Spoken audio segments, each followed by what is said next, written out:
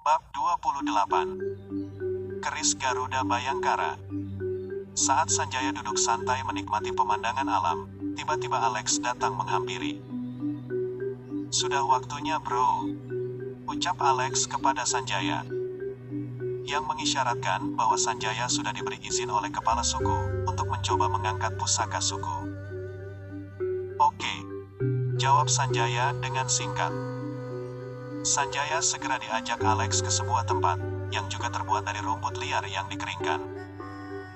Terlihat di dalam ruang itu ada kakek Alex, ayah, serta kepala suku dalam. Kepala suku dalam seumuran dengan kakek Alex, kira-kira umur 75-an tahun. Tubuhnya kurus, serta banyak tato dan beberapa aksesoris yang menghiasi tubuhnya. Yang membuat Sanjaya bingung, aura kematian menyelimuti kepala suku. Jelas dia adalah manusia yang hidup, karena bisa makan, minum, serta bergerak dan berbicara. Namun di sisi lain aura kematian menyelimutinya, yang menandakan bahwa dia adalah orang yang sudah mati. Yang tidak diketahui Sanjaya, bahwa beberapa tahun yang lalu ada perang antar suku, dan kepala suku telah meninggal. Dan dengan minyak bulan, yakni harta karun milik suku mereka, kepala suku dibangkitkan lagi dari kematian. Namun ada konsekuensi yang harus ditanggung, yakni setiap harinya kepala suku akan makan hewan hidup-hidup, yakni sebagai asupan nyawa. Dan sesekali bahkan akan memakan manusia untuk memperpanjang hidupnya. Dan itulah yang membuat kepala suku meski terlihat hidup, tapi memiliki aura kematian, sebab pada dasarnya dia memang sudah mati. Dan satu hal lagi yang tidak diketahui Sanjaya, bahwa ada sosok orang bule yang tidak sadarkan diri diikat di ruang tertentu. Itu adalah turis bule yang kesasar ke dalam hutan, karena pengaruh suatu ilmu mistis, sehingga turis itu tidak menemukan jalan keluar. Dan akhirnya ditemukan oleh orang-orang suku dalam. Rencananya, bule itu akan dijadikan makanan kepala suku, yakni untuk memperpanjang hidupnya. "Ayo nak kemari, kamu boleh mencobanya," ucap kepala suku kepada Sanjaya. "Baik kepala suku." Sanjaya segera mendekat ke arah kepala suku. Semakin jelas di dekat kepala suku, terdapat pusaka keris yang memiliki ukiran burung Garuda di gagangnya. Yang membuat visual bahwa burung Garuda sedang mencengkeram seekor naga. Namun keris itu tidak memiliki sarung atau wadah, karena dari awal ditemukan memang seperti itu. Dan setelah dicari-cari di sekitar keris itu berada, tetap, sarung keris tidak ditemukan. Sanjaya segera mendekat ke tempat keris digeletakkan, di bawah tatapan semua orang yang ada. Sanjaya segera duduk bersila dan memegang gagang keris itu. Saat Sanjaya memegang gagang keris, dan hendak mengedarkan tenaga dalam untuk mengangkatnya, tiba-tiba Sanjaya masuk ke dunia lain. Dunia itu juga mirip dunia nyata sebab terdapat gunung, hutan dan sungai.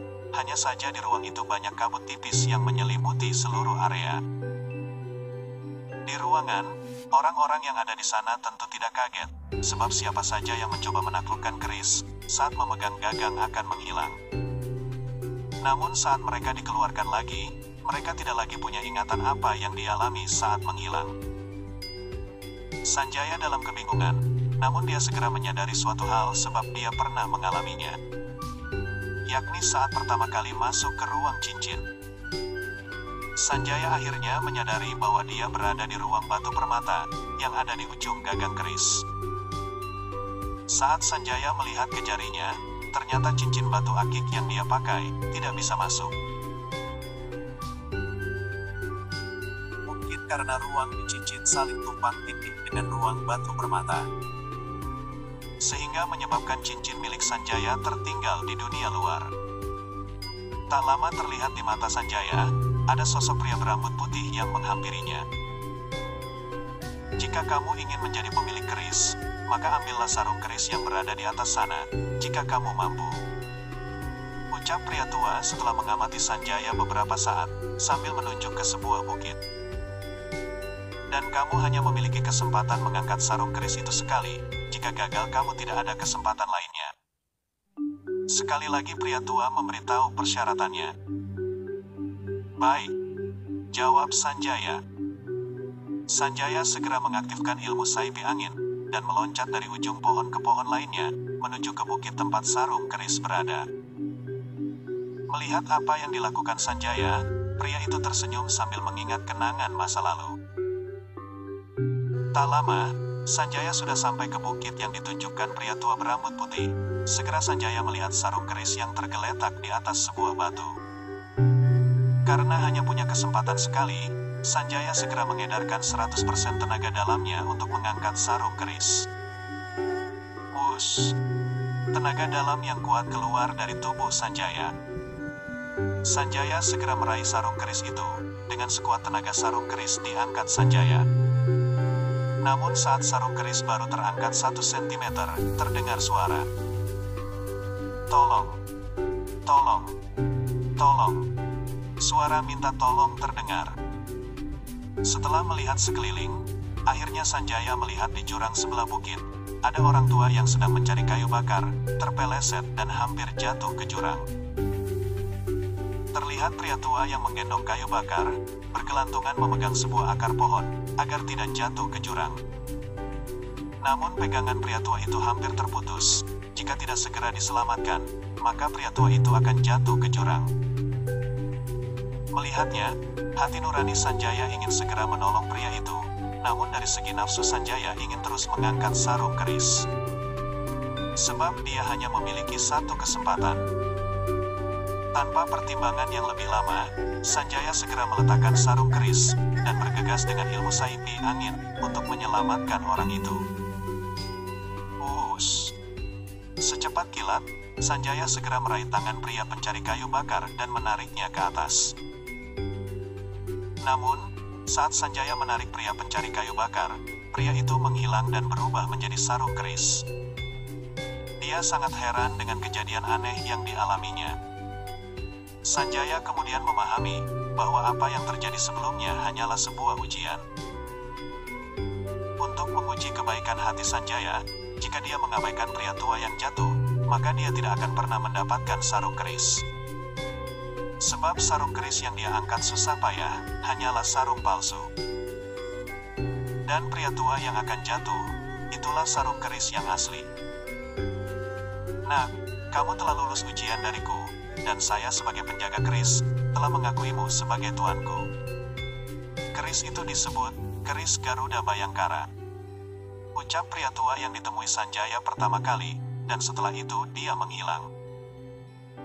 Di sebuah goa raksasa, di dunia yang ditempati Sanjaya saat ini. Mata kanan milik burung Garuda raksasa terbuka, lalu bergumam. Akhirnya aku menemukanmu. Gumam Garuda raksasa, lalu memejamkan matanya sekali lagi. Pada saat yang sama saat pria tua berambut putih menghilang, Sanjaya juga keluar dari dunia yang diselimuti kabut, dan kembali ke dunia nyata sambil memegang sebuah sarung keris. Kemudian Sanjaya meraih keris yang tergeletak di hadapannya, lalu memasukkan ke dalam sarung yang dia dapat. Juga meraih cincin batu akik yang tertinggal, dan memakainya. Semua mata orang yang hadir terbelalak terbuka lebar, melihat apa yang dilakukan Sanjaya.